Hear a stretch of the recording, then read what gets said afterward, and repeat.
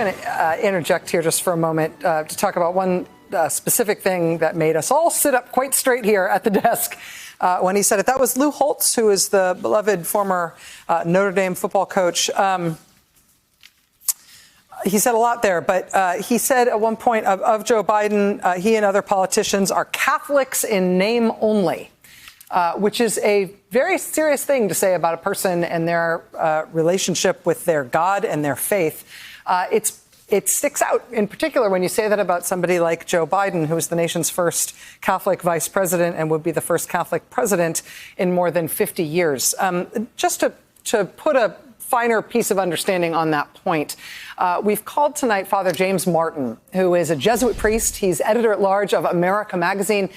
You may remember him from him delivering the benediction at the Democratic National Convention last week. Father Martin said at the time that he would have been happy to do so at the Republican convention as well, had he been asked. Father James Martin, it's a real honor to have you with us tonight, sir. Thank you so much. My pleasure.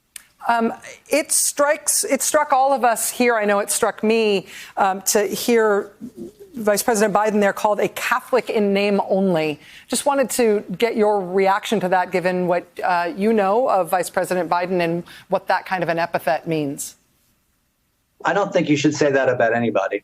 You cannot. I mean, Lou Holtz may be a terrific football coach, but he cannot look into the soul of Joe Biden. Catholics are also not one-issue voters. Certainly, Joe Biden disagrees with church teaching on abortion, but the Trump administration disagrees with church teaching on all sorts of other things. So I think it's a really terrible thing to say about someone. He has no clue what's going on inside of Joe Biden's heart. Can I ask you, sir, if the vice president's sort of public professions of faith, his willingness to talk about his Catholicism, the Washington Post actually did an interesting sort of how that plays a role in the presidential campaign after the president said about him recently that Joe Biden wants to hurt the Bible and hurt God. He's against God. They did sort of a profile about how Vice President Biden has been open about his Catholic faith over the course of his public life, including holding rosary beads and being seen to hold them and talk about them.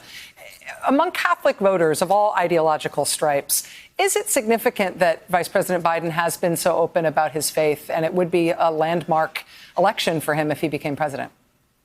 It could be for Catholic voters, but most Catholic voters do not vote according to who's Catholic or who's not. They vote Republican and Democrat. They're voting more for the issues.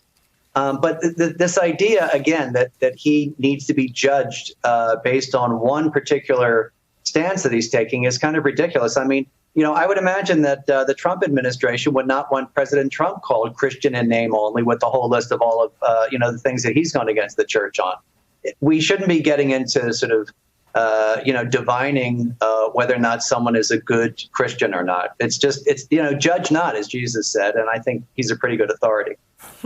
Nobody's going to argue with you on that here. Father James Martin, the editor-at-large of America Magazine. Thank you so much for being with us tonight, Father. It's an honor. My pleasure. Hey there, I'm Chris Hayes from MSNBC. Thanks for watching MSNBC on YouTube. If you want to keep up to date with the videos we're putting out, you can click subscribe just below me or click over on this list to see lots of other great videos.